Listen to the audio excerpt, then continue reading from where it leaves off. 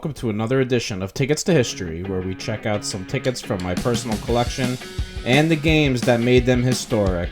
Today, we're going to take a look at the 2005 game between the Saints and the New York Giants that was played in New Jersey at the Meadowlands, but was originally scheduled to be a Saints home game. We're currently looking at Eli Manning's NFL debut from 2004, and watch this hit right here. Oh my lord! Oh, welcome to the NFL, Eli. The ticket you see on the left-hand side of your screen is from this game, and it is also signed by Eli, which is nice. The Giants lost this game 31-17, so a young Eli Manning got his feet wet, but didn't become the full-time starter for another few weeks. The next notable game from 2005 for Big Blue was Week 17 against Dallas. This was Eli's first NFL victory and comeback win. Dallas had the lead with 10 seconds to go, but Eli Manning leads the Giants to the winning score. A very, very promising end of the year for Eli. Fans were excited for what the future would bring. He gets his first comeback win. Tom Coughlin's pumped, and now we move on to the Saints. They ended 2004 on a very good note. They completed a 4-game winning streak that we're going to take a look at right now. The Saints also won their first game of 2005, so they were on a 5-game winning streak headed into that Giants game. However, at the end of 2004, they first played the Dallas Cowboys right here, and they won 27-13. The Saints were 7-point underdogs, so that was the first win to take them to 5-8. Then the second game was against the Buccaneers. They were again 7.5-point underdogs. This is the opening kickoff right here. It looks like it's going to be a disaster for the Saints, but Aaron Stecker dodges a bunch of Buccaneers and takes it all the way to the house for the score. And the Saints know that they have to win all 4 of these games at the end of their season to have a chance of making the playoffs, because they were 4-8 and they had to win their last 4 to get in. They also needed some help. They go on to take the lead here against the Bucs and win 21-17. Another upset win for the Saints as they move on to go 6-8 on the season. And on deck is Atlanta Falcons. The Saints were actually a 6.5-point favorite in this game because Michael Vick did not play for the Falcons, and the Falcons had already locked up the number 2 seed in the playoffs, so the Falcons were resting their players, and that's why the Saints were favored. The Falcons had a better record, but they were taking it easy as they prepared for the playoffs. So what did the Saints do at home in New Orleans? They won. That's 3 now in a row. They beat the Falcons 26-13, and they were on their way to the final week of the season, Week 17, and who was standing in their way but their division rival, the Carolina Panthers. And again, the Saints were 7-point dogs. So this is now the 3rd week out of 4 that the Saints are 7-point dogs, and they won every single time. The Saints take this one 21-18. However, they did not end up making the playoffs in 04 when the Rams upset the Jets in overtime to end the Saints season. However, things were really looking up for both the Saints and Giants going into 2005. However, in late August of 2005, a disaster of unimaginable proportions struck New Orleans and the state of Louisiana. Football was the last thing on anyone's mind as the storm raged on, but the Superdome where the Saints play their home games was damaged and was a holding place for people that lost their homes, so obviously they weren't playing any football games there. The NFL needed a new home for the Saints to play their game against the Giants, which were scheduled for Week 2 of the upcoming season. Ultimately, the NFL decided to play the game on Monday night, September 19th, 2005. Since they couldn't play in New Orleans and they couldn't play in nearby San Antonio, the NFL figured the next best thing was to play the game in New Jersey at Giant Stadium. So the Saints season ticket holders had first crack at tickets, and if the NFL had half of a brain, they would have realized that no Saints season ticket holder was going to fly up to New Jersey after their state was just hit with a life-altering hurricane. There ultimately were a handful of Saints season ticket holders that flew up to New Jersey to see their team play in a regular season game, so the stands were filled with Giants fans, and loud Giants fans, because it was the first game for many of the fans who attended since the tickets were open to the public. One of the end zones had the word Saints, and they also had Saints signs on the scoreboard and draped on the sides of the sidelines. However, in the end, this really felt like a Giants home game. During the game, the NFL would run commercials for hurricane disaster relief donations, and many players donated money to the hurricane victims as well. Well, to start 2005, the Giants opened up their season against the Arizona Cardinals with an impressive 42-19 victory. Then, as you can see, the next game is still listed as a Saints home game, even though it was played at the opposition's field. The Saints, as we stated earlier, were feeling very confident coming into 2005. They won their last 4 games and won the opener in 2005. There were 68,000 fans at this game, which is about 10,000 fans short of capacity. Here are the tickets from the game. The first one here is the New Orleans Saints original ticket when the game was scheduled for New Orleans. That obviously didn't get used, but that would have been the ticket if the game was played there.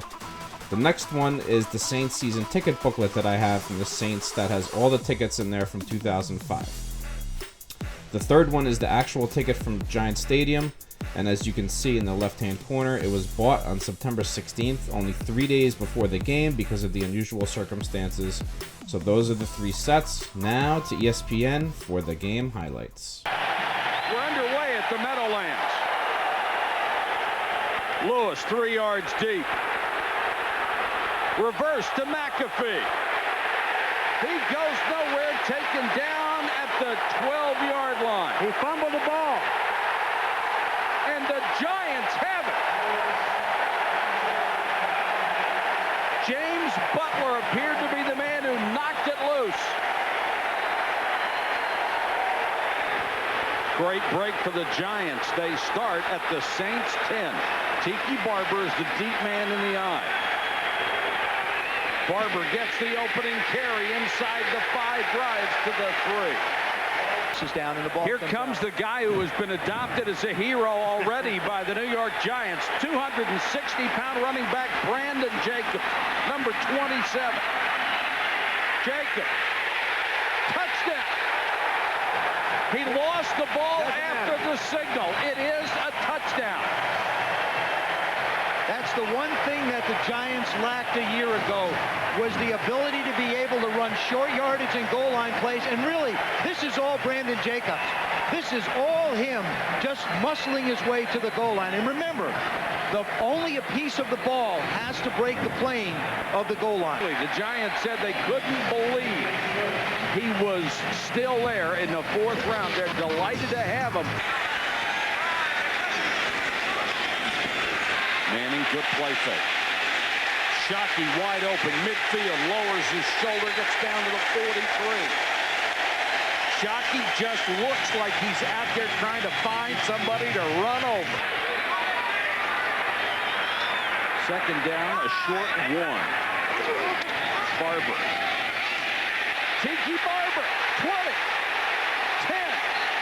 Pushed out of bounds by Dwight Smith. There is a flag down back at the 37-yard line. They're indicating a hold, and this one's coming back. This is holding on the Giants. And when you see a whole lot of black shirts and then you see a hole appear that quick, someone has to be held. Somebody's grabbing somebody. Oh, you bet. Illegal block in the back, offense, number 17. 10-yard penalty. Out to the near side is the tight end a couple of steps. Saints show blitz and come with it. Eli throws underneath, hits Burris again, and Burris covered by Jason Kraft. Boy, he gave him a big cushion. He ran Jason Kraft off, is what he did. He ran him off towards the middle and just turned around and went outside. Kraft has really given a lot of ground away. He missed half of the preseason with a sprain on his throwing elbow. Good protection here, throws again. Burris to the 15. Kraft holding on, he's down to the 10. So Manning and Burris really teaming up. I love the fact that Tom Coughlin and John Huffnagel, the coordinator, they find something that they can exploit, and they aren't saving it. They're wearing him out. They are going to wear out Jason Kraft. They're going to force Rick Venturi, the defensive coordinator of the Saints, to help him some way. The only score of this ball game came after a mistake on the opening kickoff as the Saints for tonight's home team on the Giants field here at the Meadowlands. Tried to reverse on the opening kickoff, fumbled it, and the Giants were able to score. That's where we are right now. It's 7-0. This will be the 11th play of this drive.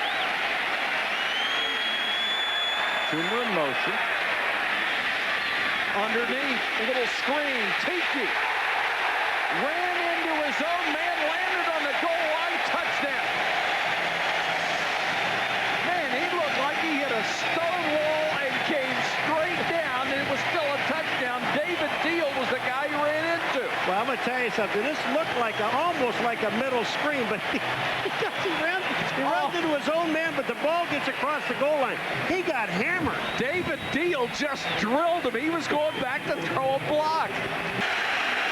Spread formation, four-man rush, pressure on Brooks. Right down the middle, Horn, touchdown.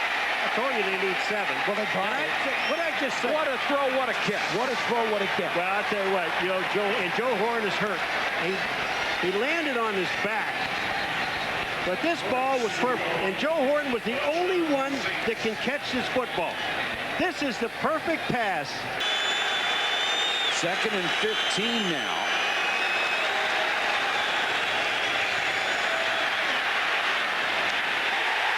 And that one's picked off Carlos Emmons, the weak side linebacker. 3rd and 6. And Eli Manning goes to the shotgun.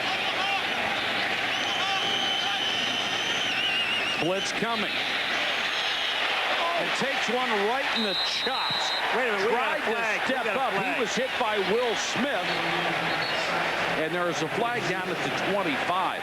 For those of you watching on the Gulf Coast and in the New York area, you're staying with us. The rest of you around the country, time to get you to Chris Berman in New York.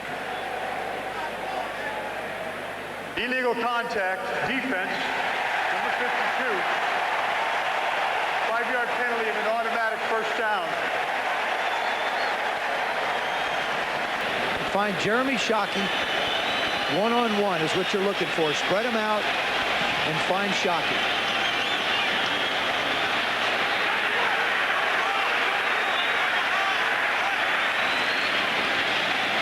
Shockey blocks, then releases. Shockey right down the middle. And he gets it to the 12. A saving tackle made by Jay Bellamy. Or that's a touchdown. Let me tell you something. This is Shockey all the way. Tiki Barber is the single setback. Draw play. Barber. A lot of room to run. Touchdown. Just the way they draw it up, untouched into the end zone. Well, take a look at this offensive line. Boy, I'm going to tell you something. They do a great job. 3rd and longs. And you've got 11 of them close to the line of scrimmage right now. David Tyree, number 85, is in as an extra wide receiver. 3-man rush. Manning, Shockey, and Shockey is right back to where they were before the penalty. Well, I'll tell you what. You know, Shockey is one of those guys that's going to find a way to get open. Watch Shockey. He runs off the linebacker, and then he makes his move back up into the inside. I just think it's a difficult. That's Courtney Watson, who's number 55, was a linebacker trying to cover him. Now, they did cover him short, and they forced him into throwing the ball short. For some consideration this evening. He said, if I don't succeed in this system, it's on me. There's the big guy, the rookie Brandon Jacobs, all 260 pounds of him. Remember, Ron Dane was the guy here who just couldn't be a short yardage back. This kid has been. Let's go to Susie. And the Giants are getting quite a kick out of this new kid, Brandon Jacobs. They say it's almost like a lineman leading for himself. They love the energy that he brings in, but last week they had to calm him down because it's obvious enough when he comes in, they're going to give him the ball. But he kept putting his arms up and waving them in the huddle. At least let there be a little bit of mystery, right? So the Giants take this one 27-10 over the Saints. The Giants ended up making the playoffs, but getting shut out in the first round at home to the Carolina Panthers. The Saints had a dreadful 3-13 season. This is something that the NFL will probably never do again. And now we'll hear from some of the participants. We were in the visiting locker room. We were on the visiting field. They called the flip. can't. It seemed like an away game to me. It felt like an away game. I mean, the crowd obviously were cheering for their home team. It wasn't the Saints, but that's irrelevant. We lost a football game that I feel we should have won. These guys are going through a lot, and to have them come and just still be able to focus on a game of football, is a big thing in itself. So, we all take our hats off to them. I don't want to sit here and sound like I'm complaining about coming out here to New York playing against the New York Giants. The point was we lost. We didn't play well. They played better than us, and I hope the NFL raises enough money to distribute around all the cities and states to spread that money so to help those evacuees get back on their feet. We on the field. You want to know the truth? I mean, that had nothing to do with where we live, what we do, what the situation is, what happens on that field, and it happened on the field. It has nothing to do with the situation. We were just poor.